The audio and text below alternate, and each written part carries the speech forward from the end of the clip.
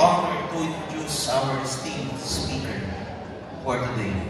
Mr. Manalo is a distinguished figure in the real estate industry, renowned for his extensive expertise and impressive accomplishments.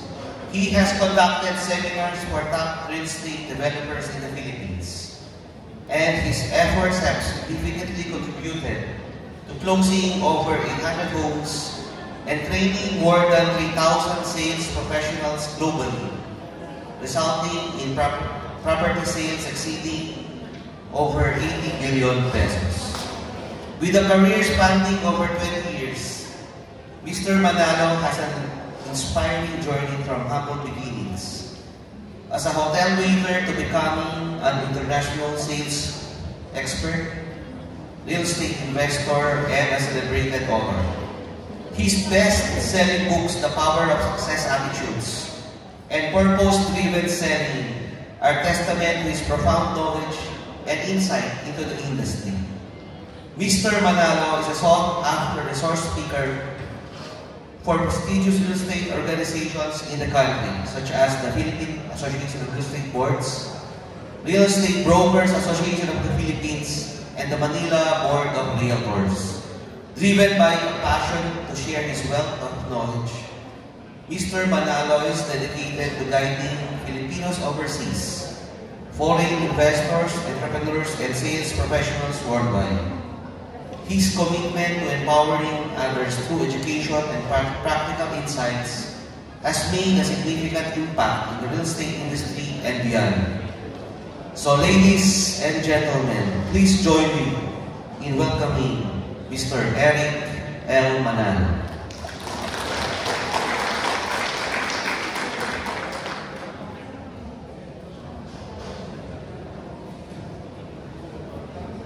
Hello. Good afternoon, everyone. Good morning. Good morning. Good morning. Kinakabahan talaga ako kanina pa. I've been speaking all over the world, but I'm always tense before I do my speech because I'm here. I'm so honored to be here in front of you, the top real estate professionals in the country. Let's give a big round of applause sa inyo lahat. Tama ba?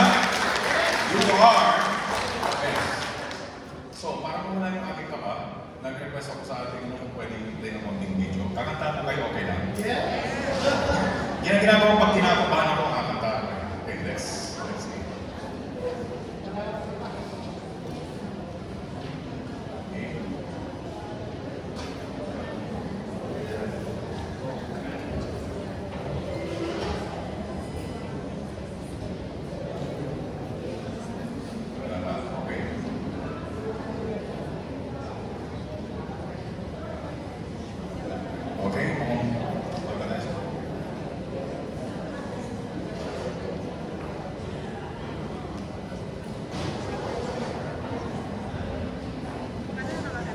Okay lang, no problem. So, baka meron lang konting technical problem, but it's okay. We can proceed na lang. Thank you. We can proceed to the slide na lang, sir. Thank you.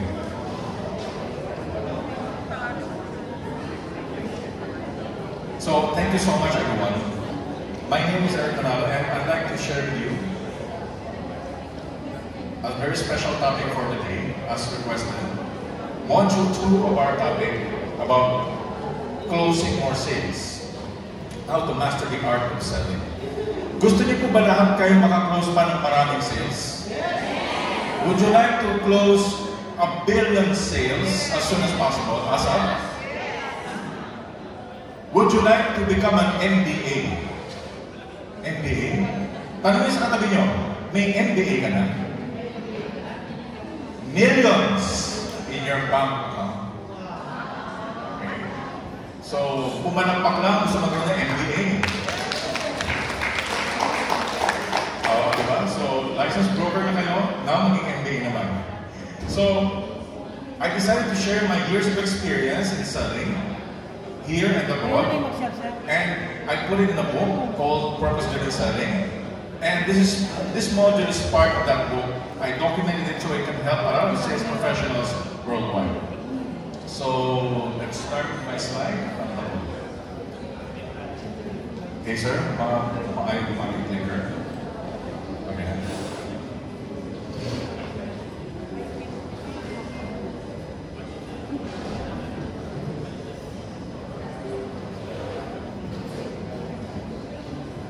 Ayaw.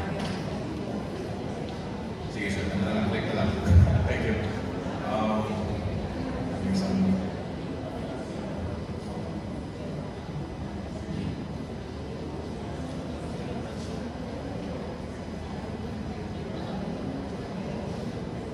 Sige.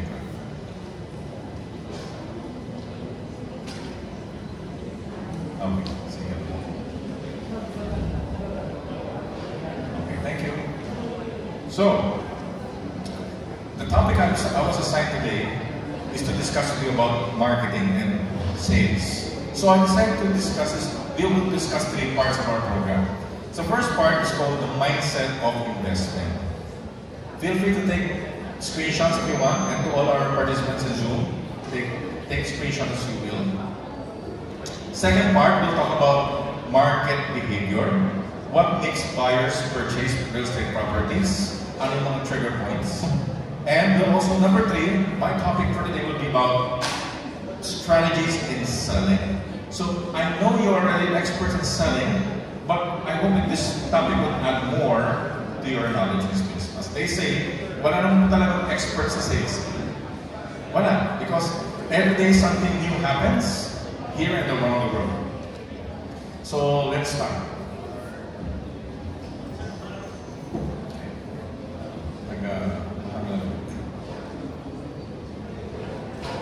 Okay, so first we'll talk about the new mindset of selling.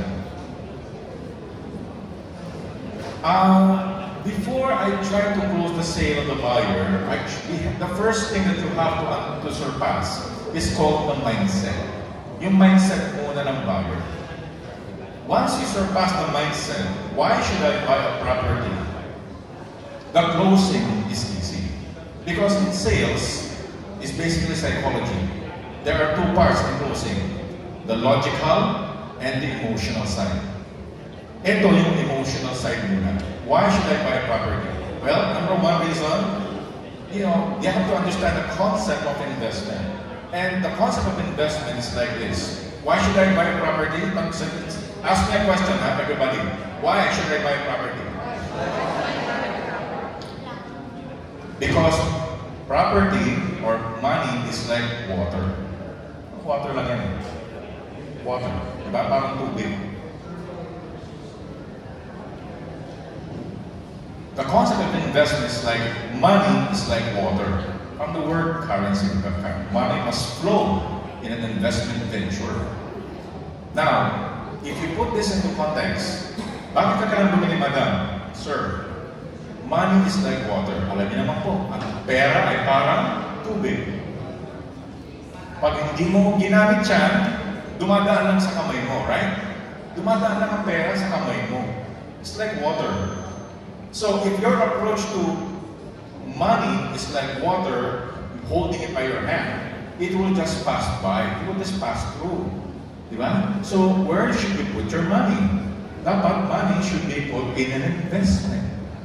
Diba? Put your money, ilagay mo yung tubig to a profitable investment venture. You start planting. The concept of investment is planting. Repeat after me. Planting. Like here, Plantation Hills. Diba? We're planting the seeds to wealth. Kumbaga sa martial arts, ito yung mga basic moves bago nyo maintindihan yung closing. And you can also share this to your people. You see, once they understand the concept of investment, where I should put my money, it will change the way they think. Right? The second concept of how I close sales is the mindset of retirement. Repeat after me. Retirement. Retirement income. Yeah. Sir, ma'am, what is your retirement income when you retire? Yan ang tanong ko. Tanongin katabi mo. Ready? May income ka na ba? But face your partner, may income ka naman. Pag nag-retire ka. Diba? Yan. That's the first concept I tell my clients. The first concept, anong retirement mo? What's your retirement? Wala. The pension? Probably, right? Cash ba pension? I don't think so, right? I'm with you. Because if you retire now, madam, sir, if you don't buy a property, and you retire right now in the Philippines, the average cost of living right now is about 30,000 pesos. Does everyone agree? Diba, they agree, no? Depending on your lifestyle. And take note, I put down here, groceries, utilities, assuming you have a property. Eh, paano kung nag-rent ka pa?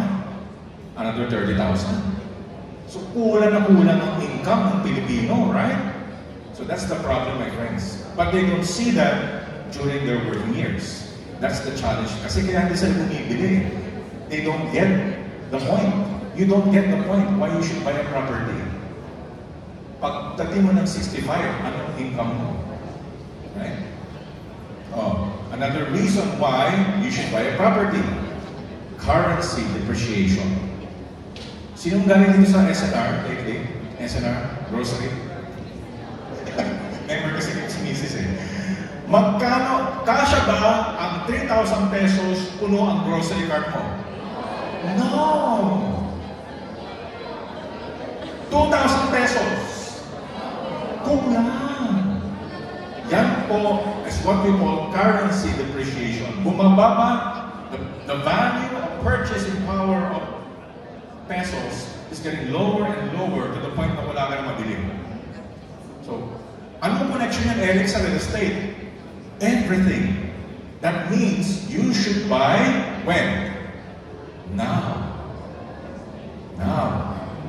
Because the prices are going up and the value of money is going down. Do you understand the situation? Tumataas ang halaga ng bilihin, bumababa ang purchasing power. So, that's why in a crisis, in a pandemic, remember during the pandemic, I always tell this when I travel, those who have a property have an advantage versus those who have no property. Very, very challenging. So, the data is there. That's why the concept of investment is this, harvest. Repeat after me. Harvest. The law of harvest. Sir, ma'am, I'm not here to sell you a property. Ganyan yung sinasabi ko. I'm here to secure the future of your family. Ganyan yung sabi mo sa katabi mo. I'm here to secure the future of your family. Diba? Pasasalamatan ka pa. Diba? Your task is to inspire them to own a property. It's called, repeat after me, generational wealth. This is the new trend of what's happening right now. You buy, I want you to build generational wealth. Sabihin mo sa katabi mo, build generational wealth. What do you mean generational wealth? This is, kagaya dito, you buy a property that the next generation will enjoy. Tama? Kahit wala na tayo, the next generation will benefit. Yeah. Generational wealth. According to Bangko Sentral ng Pilipinas, BSP, this is the last 2023, these are the average real estate loans that happen in the Philippines. Did you notice, pag NCR ang taas ng bank loans, 32% in the Calabar zone, NCR 31%. And notice, dito sa area ng Central Luzon, 12% ang nag-avail ng bank loan. Bakit? What does the data tell you? Ibig sabihin, maraming pera ang mga taga Central Luzon. Tama? Kunti na nag-loan eh. Cash. Sabi nyo, cash. Cash. Ayaw ng bank loan. Tama po ba? Okay. And in some areas like Cagayan and the other regions, less. Kasi they're very cash. I'll be going to Cagayan de next week. They're buying in cash. I'll tell you more. Okay? People are, according to Bangko Sentral pa rin, Bangko Sentral records shows that, I hope nakikita nyo, no? I'll just explain to you. Yung color red represents the real estate price value increase or price points from 2016 to 2023. What does the data tell you? Simple lang, di ba? The value of the properties goes up and up and up. That's why tell your buyers, pay your partner, friend, sabi mo ito, friend. Sabi mo ito, kunyari buyer ka sa may friend, huwag ka na mag-inarte. Bumili ka na. Now na. Because that's the data, my friends. If you don't buy a property now, you will be left behind. No? Namamahalan kayo sa 8 million property? Do you think 20 years from now, may 8 million pa? Wala na. See, that's the data. And the type of housing units, according to Bangko Sentral pa rin, na binibili ng Pilipino, I'm just going to read it, no? Baka hindi nyo nakikita sa screen. The number 1 is the house and lot pa rin. Second, condominiums. Third, townhouse, duplex. And the last is basically mga single houses. So, that's the market right now. And I'm sure you're quite familiar with this. But just to let you know. But the main message, my friends, is one of the main messages. The concept of investment is time. Repeat after me. The concept of investment is time. Your time is so precious. Your time. What do you mean? This is how I present to my clients. I hope it will work for you as well. I'm sure it's will. Friend, kailangan bago kang mag-retire, meron kang tinatawag na multiple sources of income. Sad to say, the average income of the Filipino is only level 1. 90% of Filipinos have this earning level 1. It's called earned income. Salary, commission, wages, something that you receive when you work. You got to work to get the money. You have to report to get the money. You have to close a sale to get the money. Earned income yun. The second income that every Filipino must have is called passive income. I'm sure you heard about this already. But sad to say, 64% of Filipinos do not have this level of income. Tama? Yeah, yung sweldo, yes. But passive, no. What's passive income? This is something that you receive every month, even without working. Kahit hindi ka na magtrabaho, may tumapasok na pera pa rin sa'yo. Ilang Pilipino ang nasa ganung level? Yeah. So, my friends, I think we have to help more Filipinos. So that one day, when they retire at 65, they will experience the third level of income, level 3 na. Ano yung level 3? Portfolio incomes. Repeat after me. Portfolio income. What's portfolio income? Yung property na binili mo today, bebenta mo after 20 years. Correct? You get money, you get return on investment from that property that you bought 10, 20 years ago. It's called portfolio income, return on investment. Anong pinakamasarap sa tatlong income na yan? Ha? Passive income? 2 and 3. Yes, ma'am. Thank you, ma'am. 2 and 3 ang pinaka-the best. Ito, gusto ko matanong. Can you please write this down, please? Bago ko makalimutan. Write this down, ha? Please share this to your clients. I've used this technique so many times na close to your client. So many times. I hope it works for you. Write this down. Real estate is the only investment that has cash flow and returns. And capital gains. Remember, let's compare real estate with other forms of investment, right? Yeah. Let's say stocks. No? Familiar ka stocks? Di ba sa stocks, you buy low, sell high. But wala yung monthly cash flow, right? Ang real estate lang, ang investment na tumataas ang halaga, like a stock, but you get cash flow every month. Hindi pwede sa iba yun, right? Dito lang, real estate lang. So, yan ang investment proposition that you tell your client. Prices goes up, at the same time you get cash flow every month. Are you learning so far? Learning? Yeah. Use that technique. Real estate is the only investment that has cash flow at the same time return of investment. This is my formula. I want to share this with you. It's also part of my book.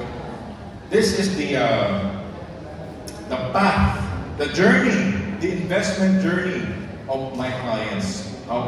Personally, I'm also an investor like you. I bought several properties. I'm also an investor, unit owner. I'm renting more than 9 rental properties right now and managing more than 147 properties in Metro Manila. I know what I'm saying. It really works. Totoo ang real estate. Totoo. Tama ba? Legit ba?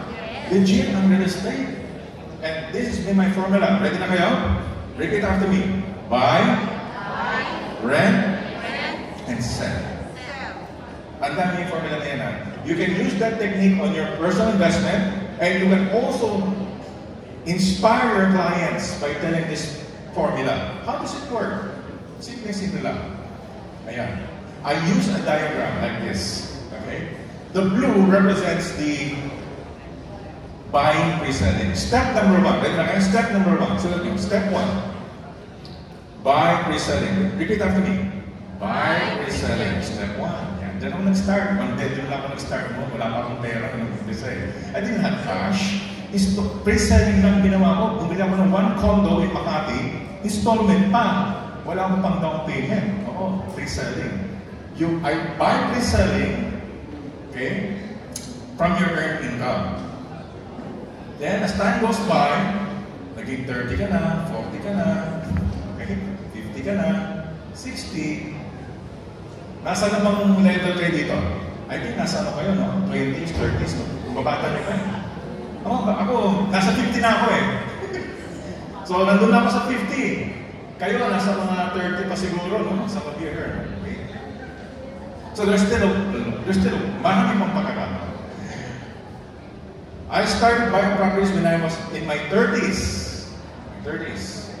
And now, I'm renting them out. I'm now receiving what you call the second income. But in reality, my friends, alam na natin ang buhay ng Pinoy, right? After your working years, anong makukuha mong income ng Pilipino? Pension. When you reach the age of 65, wala na.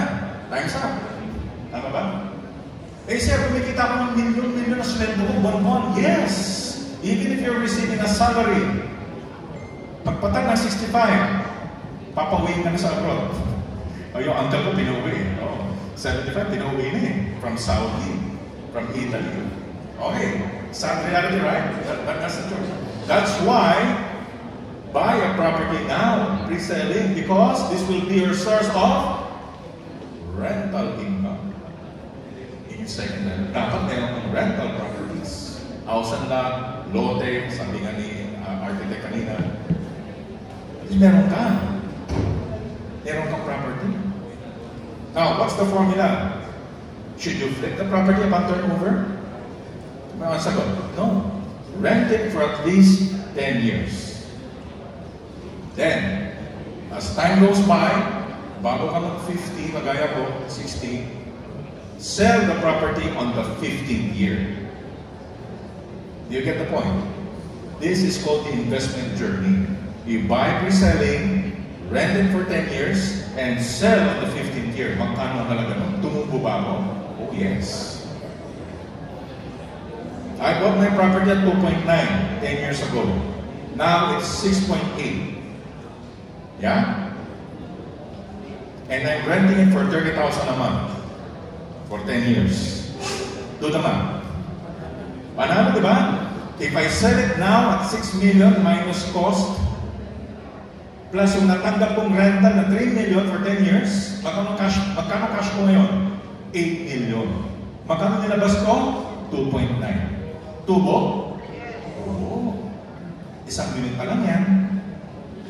This concept, you must teach this to your client. Kasi hindi nila nag-get. Sabi nyo, gets. Hindi nila gets how to buy a property. They think property is something like a monthly burden. Hindi na naman, bayarin na naman. Diba? Bank loan na naman. Diba? Sabi lang, negative ang dating eh. Some of them. But remember, nobody wants to buy a property unless they're experiencing the benefits of it. I'm a firm believer that if every Filipino has a property, it is a solution to poverty. Do you all agree? Repeat after me. Property is a solution to poverty. Imagine yung bawat Pilipino may property, mababawasan ang kahirapan ng Pilipinas. Do you all agree? Isang bahay lang dito, di ba? Marami ng construction can provide jobs. Income. Ang dami kong pinapasweldo sa Manila eh. From aircon technician to cleaning. Ang dami na generate. You become a blessing to many people. Yeah. So that's the goal, my friends. Buy, rent, and sell. So that's the mindset of investment. Now, let's talk about the buyer's behavior. Diba? Kasi in order to understand how to close the sale, you have to understand how the buyer thinks. You all agree? Agree ba kayo? You have to understand how they think. Gusto niyo malaman how they think? Ito na. Ready na kayo? Are you ready? The question is, lahat tayo gusto natin makatulong sa Pilipino, right? We want to sell properties because not just to make money, not just to make commissions, but to elevate and uplift their lives from being poor to becoming rich. That's the beauty of selling real estate. You are in the business of making people rich. Repeat after me. Face your partner.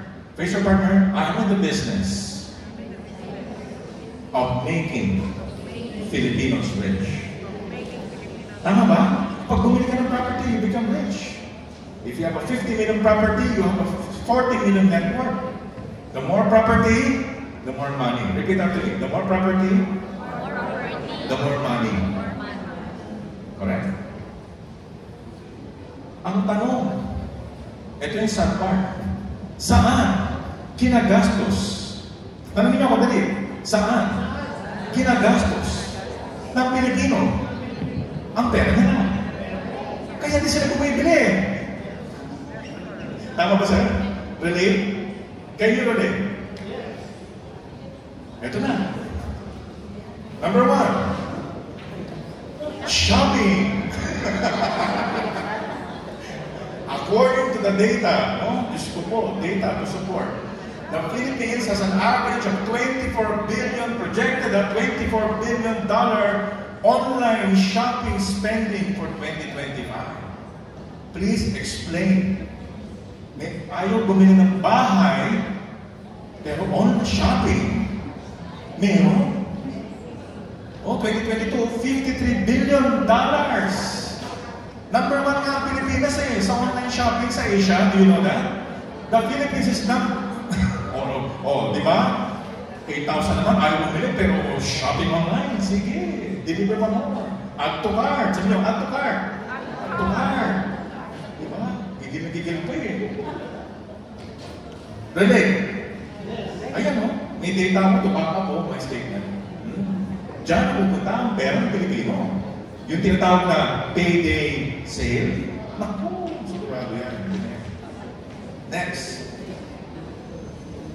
Number 2. Where do Filipino put their money? Saan? Huwag naman tayo mag-mention isa. Coffee. Sabi niya, coffee. Coffee. Do you know that according to data, no, that the Philippines is average spending on coffee is 3.3 billion a year?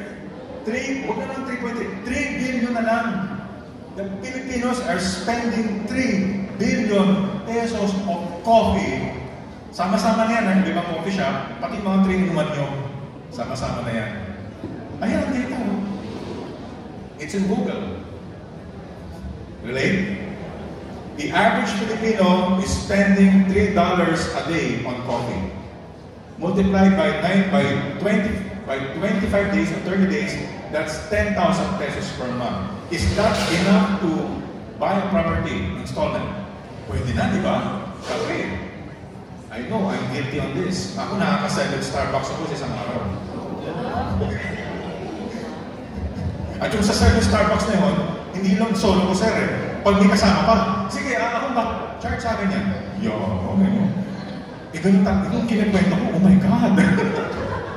Guilty. Guilty ako dyan. Wala eh, wala tayong magawa eh. Okay? Grabe. Next! Kaya niyo ba? Saan ginagamit ang Pilipino ang pera nila? Sasakyan. Do you know, as of last year, 400,000 ang biniling kotse ng mga Pilipino? 400,000. At alam niyo mga pinipibili nila? Yung mga affordable ba sa tingin niyo? Hindi. Ano mga pinipibili, sir? Mga SUV. SUV eh. Tama ba mga kasama? Di kilala ba kayo bumili ng Fortuner? Montero lately? Ha? Meron pa ang promo, di ba? No down payment. 48,000